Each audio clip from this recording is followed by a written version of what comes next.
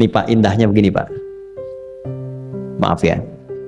Lihat istri itu ingat Allah. Lihat anak ingat Allah.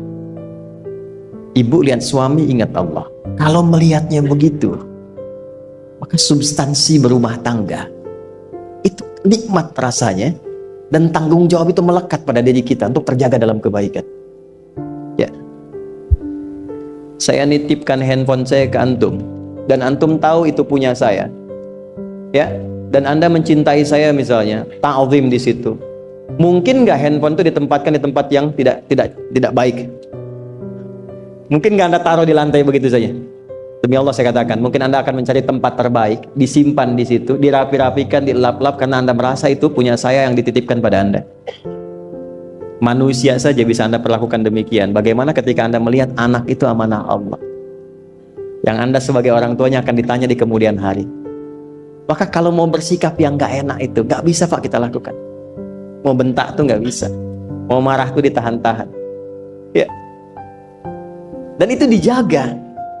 Lihat istri sebagai amanah Allah itu beda caranya dengan hanya melihat kemanusiaannya saja. Istri melihat suami sebagai amanah Allah akan lain. Ya. Makanya akan selalu sempat dan optimal merawat istri sendiri dibandingkan lihat-lihat istri orang. Begitu sebaliknya. Ibu pun tidak harus berharap, kenapa ya suami saya nggak seperti Ustadz? Harapan yang sia-sia. Sudah ada turunan hikmahnya. Nah itu ada latihannya. Latihannya apa? Alladzina yadhkurunallah, zikir. Jadi kalau zikir itu sudah kuat dalam diri kita, ya sudah menghadirkan esensi zikir dalam diri kita, yang dilihat semuanya itu semua anugerah Allah Subhanahu wa taala. Jadi saat dia gembira itu dia bersyukur, dan saat dia sedang mengalami duka dia bersabar. Semua sama sebagai ibadah. Ajaban li amril mu'min. Kalau sudah seperti itu, kata Nabi, perkara hidupnya mengagumkan, gak ada keluhan. Itu latihannya zikir.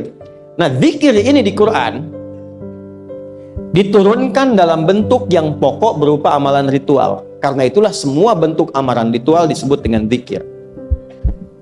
Jadi kalau kita ingin hadirkan sifat tadi, maka cara pertama tingkatkan ibadah ritual.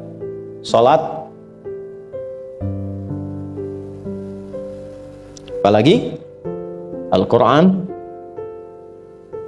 Saya ambil dua dulu lah, supaya nggak banyak-banyak dulu. Yang pokok salat yang kita lakukan tiap hari. Tinggal kuantitas dan kualitas kita tingkatkan. Maaf, lihat sini baik-baik. Salat itu di Al-Quran disebut dengan zikir. Dalilnya Quran surah ke-20 ayat ke-4.